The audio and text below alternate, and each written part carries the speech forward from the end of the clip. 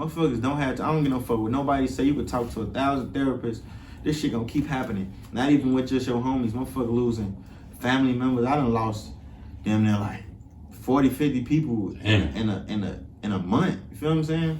And it's just with family, homies, close friends. Like that shit be crazy, bro. That shit fuck my head up though. I ain't gonna lie. No, I hear you on that. That is deep. Last question I wanted to ask you. I was gonna ask you about Lil Jojo, if you knew Lil Jojo. Yeah. Lil Jojo used to come to the hood all the time. Folks was taking motherfuckers' bikes. Like, took my bike before. We had been into it before. Like not in like a real into it, but they was old when they was like 15, 16, I was like 11, 12. But I was so mature.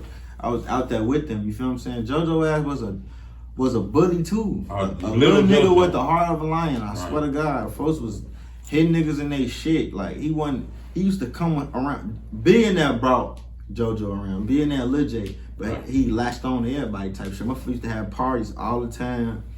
Quan used to come around. Quan used to be with us a lot too. Gigi, it was, bro, I ain't gonna lie, all that shit used to be, that little BDK movement that was going on, that shit was lit. Like it wasn't even just on no gang shit. Motherfucker was just turned. Motherfucker was having fun, partying every day. Jojo was one of them faces type shit, you feel me?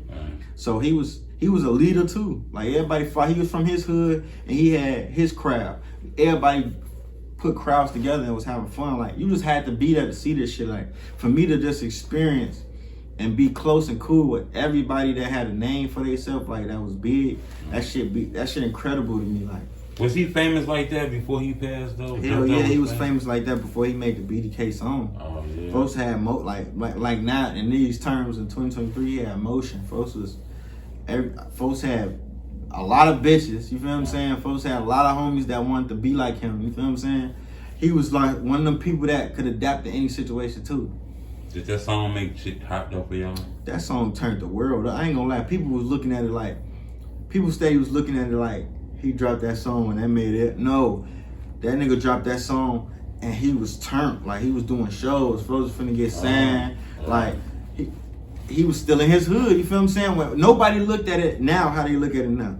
When you get a certain amount of views on YouTube or you get a certain amount of attention and clout, it's time for you to move.